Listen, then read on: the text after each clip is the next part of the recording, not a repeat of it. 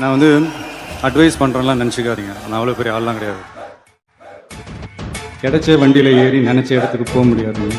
நமக்கான ட்ரெயின் வரணும்னா நாம் கொஞ்ச நேரம் பிளாட்ஃபார்மில் நின்று தான் ஆடணும். இப்போ அழகும் ஆடம்பரமும் இருந்த 1000 பேர் கூட ஆசையாக பழகுவாங்க. அன்பாக இருந்தால் பழகிற 10 பேர் கூட உண்மையாக இருக்கும். நமக்கு தான் எல்லாம் தெரியும், மற்றவங்களுக்கு எதுவுமே தெரியாதுன்னு மட்டும் நினச்சிடாதீங்க. நமக்கு அத்தனையும் கற்றுக் கொடுத்தவர்களே மற்றவர்கள் தான். தோல்விகளுக்கு 1000 காரணம் இருக்கலாங்க, ஆனால் வெற்றிக்கு 1000 தோல்விகள் மட்டுமே காரணம். எல்லாருக்குமே லைஃப்பில் முன்னுக்கு வர்றதுக்கு நிறைய வாய்ப்புகள் கிடைக்கும். வாய்ப்புகள் இருக்கிற கஷ்டத்தை பார்க்குறவங்க தோத்துடுறாங்க, அந்த கஷ்டத்துலையும் இருக்கிற வாய்ப்பை பார்க்குறவங்க ஜெயிக்கிறாங்க. இந்த நெகட்டிவிட்டிஸ் எல்லாரும் சுற்றி இருக்கும் இல்லையா, அந்த மாதிரி உங்களை சுற்றி இருக்கிற நெகட்டிவிட்டிஸை நீங்கள் எப்படி சார் ஹேண்டில் பண்ணிக்கிறீங்க? சிம்பிள், இக்னோர் பண்ணுங்க. நமக்கு பின்னாடி பேசுறதை பற்றிலாம் நம்ம கவலைப்படவே கூடாதுங்க. அவங்கள விட நம்ம 2 அடி முன்னாடி இருக்கோன்றதை நினச்சி பெரும் போட்டுக்கிட்டு போயிட்டே இருக்க வேண்டியது.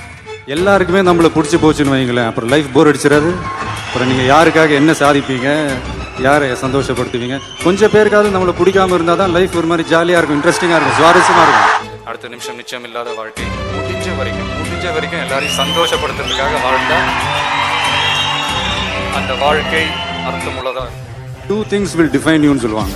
One is your determination when you have nothing, your attitude when you have everything. கிரீடம் எவ்வளவு கனமா இருந்தாலும் அதை தாங்குற தலை கனமா இருக்கக்கூடாதுன்றதுல கவனமா இருக்கணும்.